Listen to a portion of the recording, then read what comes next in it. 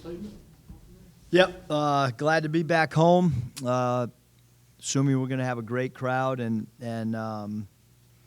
we've obviously been away from playing in our own building for 2 games, and the last few home games have certainly been entertaining through 40 minutes. Although we'd like a different outcome for sure, and 2 teams that are coming into the game both hungry for a win. You have lost 3 straight home games. I mean, they've been to South Carolina's playing pretty well. They've been close to pretty good teams. Do you still feel that you guys have a good home court advantage? What are you expecting from the crowd on Saturday? I think we have a great home court advantage, Bob. I think it's one of the best in the country. I'm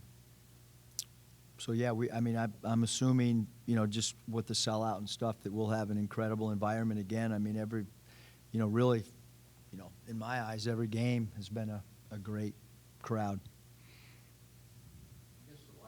The last 2 games are really the first time all year where you haven't said your team's played harder than the opponent. Just kind of how do you handle that going into this game? Yeah, I mean, I think a couple things, Nate. Number one, because I just looked it up, 8 of 14 SEC teams since Saturday, that's Saturday, February 8th, have lost by double digits. So if 8 out of 14 have done it, and then, again, I prepared for that question, Nate. Wednesday, Florida beat Texas A&M by 17 at A&M. South Carolina won at Georgia by 16. Tuesday, the night that we lost, Ole Miss beat Mississippi State by 25. And then you go back to that Saturday, Kentucky wins by 14.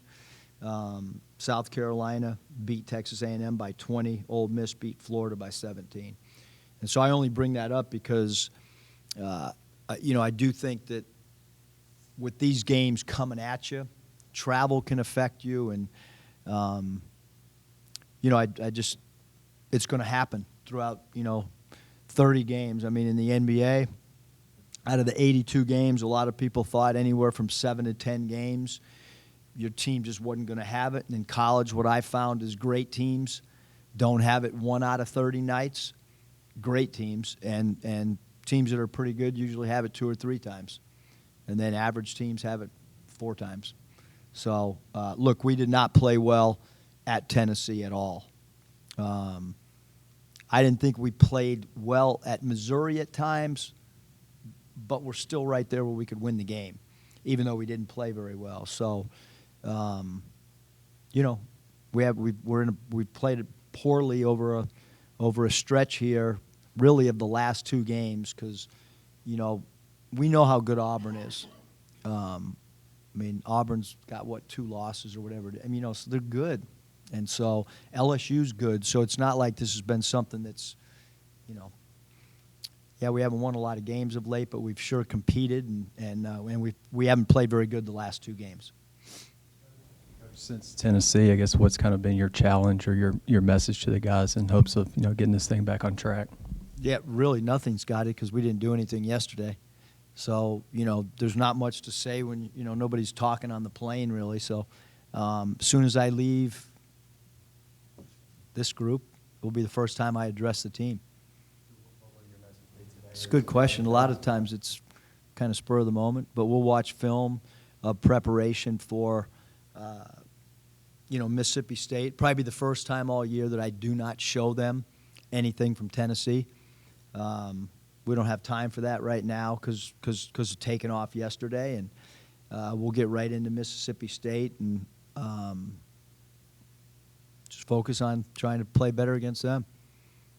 Hey, Eric, you got an update on Isaiah. You said you might know something more Thursday. Yeah, I have not talked to Mark today. It's still, Mark is, pretty on top of it. Normally he would text me if there was anything of note. He actually texts sometimes when there's nothing of note, just to be overly good communicator that he is. I haven't heard anything, so to me it's still out indefinitely. He's not practicing. He's not, he hasn't jogged with us. He hasn't done a walkthrough with us. We don't even see him, to be honest. He's been doing rehab. Even yesterday in study hall, he got all his academic stuff done, and he was with Mark again doing something. Still a ways off, I guess. Yeah. I mean, he's definitely. I mean, as far as I'm concerned, unless I can't imagine we have anything changing over the next 4 days or 5 days or whatever. Home thing, because you guys, if you take the totality of the season, you have been a pretty good home team. Do you just feel like you need some home cooking after a couple of tough road losses? I mean, I don't. You could go into any school or university or program, and obviously, there's a reason that home court, comfortable with the arena and stuff like that. You're not traveling, but having said that, as we've seen in this league, that certainly doesn't mean that it's a win. I mean, we're playing against a team that I thought, beat us last game at their place. A really talented team, a long team. But yeah, we'd certainly rather be at home than be on the road. And then the last two, I think you've had 10 games with 22 or more fouls. The last two games, you had 26 and 32 of the most fouls. Of course, one was an overtime game. But you guys have been so good on defense. What do you think's happened here recently? Is it fatigue, or what do you think's going on? What do you have to do to correct that?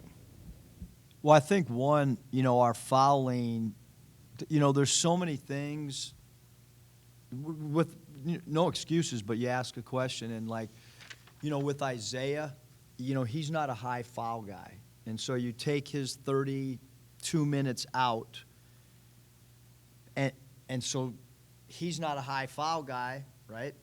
And then you're putting somebody in who maybe is a high foul guy. And so we have some players that are foul prone, whether they play in our system or a pass system. They're high foul guys per minute. And, all we can do, Bob, is continue to point it out to the guys, to show the fouls on film. Fouling against Mississippi State was a concern last game. We went back and, the natural thing is, are they hurting us in pick and rolls or post-ups? They just hurt us off us committing fouls that had nothing to do with the play. So I'm sure there's people sitting at home watching and saying, how do you make that foul? I'm saying the same thing during the game. We have to get better, without fouling. But there is a little bit of give and take, too. And right now we lead the nation in defending the three ball, which is great. I mean, every high schools, AAU, NBA, college, they're all talking about analytics and shoot the three. That's the way to win. And so we came into this season with, we're not a tall team. What can we be great at? Well, we know we can be great at defending the three. And those numbers, to be number one in the country, is hard in any category. And arguably, the three-point shot's the biggest thing that can change games. And that's probably, quite honestly, why we've been in a lot of games all year. Because we have not let teams annihilate us from three. And usually these large margins, and you're on the wrong end or you're on the right end, it's usually the three-point thing can be the difference maker. Having said that, if I'm close to you and you're a three-point shooter, you might foul a little bit more too. You know what I mean? Just because if you're playing like Virginia, where you're playing a pack line defense and you got the lane compact, you're probably not going to foul as much. So a little bit of it's philosophical too, to take away the three, because we know we're not going to be a great in the paint defensive team just based on lack of strength and lack of size. So, but the fouling, the unnecessary fouls have got to continue to be pointed out to our group to continue to get better in that area. Coach, what were some of the pros and cons from the first matchup with Mississippi State that you can use in this game? Oh boy, I mean, I have a bunch of cons that I can certainly list for you. I mean, I don't know how much time you have, or Reggie Perry. We can start with Perry's 15 free throws attempted. His 26 points and 13 rebounds is a concern. Mississippi State taking 31 free throws attempted, a concern. Mississippi State being plus 10 on the glass, a concern. Mississippi State having 11 offensive rebounds, a concern. Mississippi State having 4 players in double digits, a concern. Is that enough? I guess both, because you sat both Mason and Jalen a lot in the second half. Just what do you need to do to get them back to playing the way they were earlier in the year? Yeah, I think I really believe that as each individual player, as a team, as a coaching staff, like whatever your roster is for that particular game, you got to respect the defense, how they're playing you. Each game's going to have its own identity because different teams have different styles. They have different players that are going to guard different people. We've seen some teams put a big man on Jimmy Witt. We've seen some teams put a point guard on Jimmy Witt. Without Isaiah, Mason's being defended differently in the last two games. And so we've got to continue to help him understand, to see exactly what the defense is doing. We got to work to get open more. It's hard when a defense is focused on you, and so those are all things that we got to continue to get better at. And if a defense converges on you, we might have to have more assists than we've had last game as a group. I think, we had a low volume of assists last game, but a lot of that's also because we had players shoot 2 for 12 or 1 for 10. So it's hard to get an assist if the ball's not going in the basket too. You mentioned the other day that Isaiah Joe, without him, you've had to add some plays and stuff. Since then, how much more have you added, or is it really just getting your guys to execute better? Yeah, Nikki, I think it's, not to oversimplify, but like in the NBA, a lot of coaches say this is a make or miss league. We had plenty of open looks the other night, and the ball didn't go in. And we've got to make open shots, and so does Mississippi State, and so will Florida and Gainesville next week. So it's we want to continue to be a top 20 defensive team. I think right now we are 18th in the nation in steals. We're top 10 in turnover margin. So a lot of good things too, but we've got to start making shots. We can't, as a team, just rely on Mason to have 35. That's other players have to make open shots. The staff has had to face a team for the second time in the season. How do you approach it the same or differently than the first time? And is it more information for the players, less information, or maybe more work for you guys? No, I think that when you play a team for the second time, hopefully you use it to your advantage through preparation. We certainly don't look at it as a negative at all. I look at it as a huge positive. It's our job to point out to the players. Normally when we do our prep film, you use their last 2 or 3, 4 or 5 games. You leave the games, that are 6, 7 games out. You don't refer to those at all. When we play a team for the second time, we refer to that game a lot in individual matchups and certain schemes on both sides of the basketball. So to me as a coach, hopefully all the assistants feel this way. Hopefully the players feel this way. Hopefully you use, now it becomes a little bit more of a chess match. Certainly in whether it's the NBA D-League or the NBA, and you get into a playoff situation, you play a team for 7 games, you can have a little bit more impact as a staff with each game that goes on, you hope. Besides, obviously, his size, what makes Reggie Perry such a difficult matchup? Yeah, I think his size, I think he's improved as a perimeter shooter as well. Really good reaction to the ball. But it was, we've had trouble with whether it's Samuels at TCU or, whoever. We've Fulkerson at Tennessee. We've struggled with interior play. The last few games, Adrio's given you a little bit of a lift from the perimeter. When he does that, how does that benefit spacing, and might you want him to take a few more perimeter jumpers? We're shocked that he's one of our best perimeter shooters, but if you look at the percentages, number one, it's a really good thing for him from an individual player development standpoint that he's improved that much.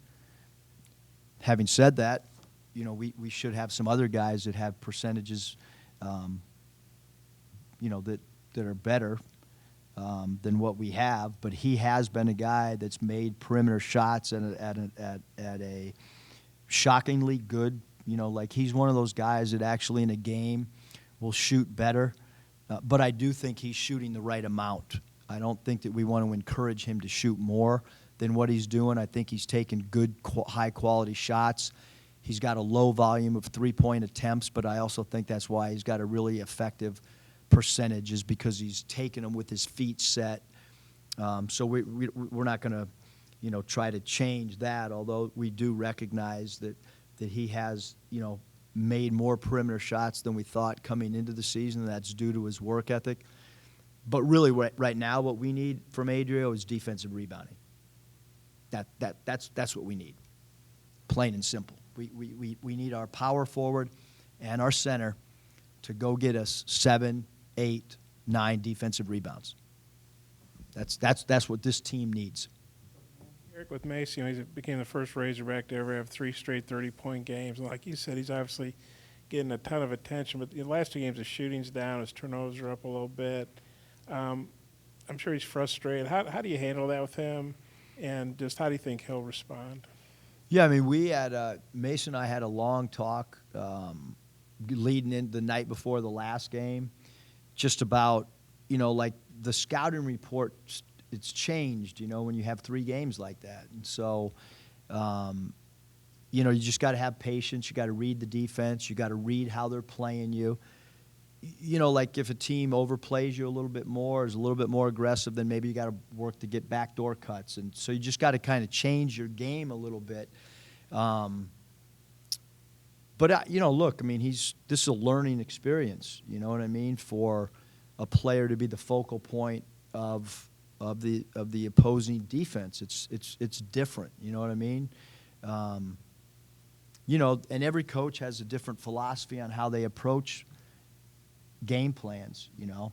And so, I mean, I watched the entire Georgia Tech-Louisville game last night. Louisville has an incredible player. I think he scored 2 baskets, you know. Georgia Tech did a good job on him. And the guy's one of the best players in the nation. And, you know, he sat for long stretches, and Coach Mack, you know, tried to help him with some get some play calls, and for whatever reason, you know, he didn't have a good scoring night. But that's just stuff. That stuff happens every night, you know, with guys. You know, Reggie Perry, 14 out of 15 free throws last time. I know a lot of this is because he's this monster inside, but is there a way to defend him without putting him on the line that much, or how do you maybe cut down on that? Yeah, I mean, the first thing I did today, Bob, is I wanted to see all the fouls that we committed on him and their entire team. And I polled our staff, you know, and said, how do you think he got fouled? Do you think it was us switching on the pick and roll? Do you think it was straight post-ups? The fouls we committed were our 4 and 5 men fouling him on non-scoring type plays. So we got to get better. We got to get better at not fouling people when they're not in scoring area. So, yeah, if he gets off to a great start and we're guarding him with the same people as last time, then maybe Jamario goes in. I don't know. Don't say it's going to happen, but, you know, maybe Ethan gets more minutes on him. Scylla actually did a really good job on him, although you would think from a height standpoint, but Scylla got underneath him instead of playing upright. And I thought that underneath defense of kind of getting underneath the ball and I thought that was probably as effective as anybody. But look, he's going to score on Saturday. Let everybody know right now, like Reggie Perry is going to score. It's a matter of, and he's going to rebound. So it's a matter of how much can we get that down. That's it? I want to keep talking.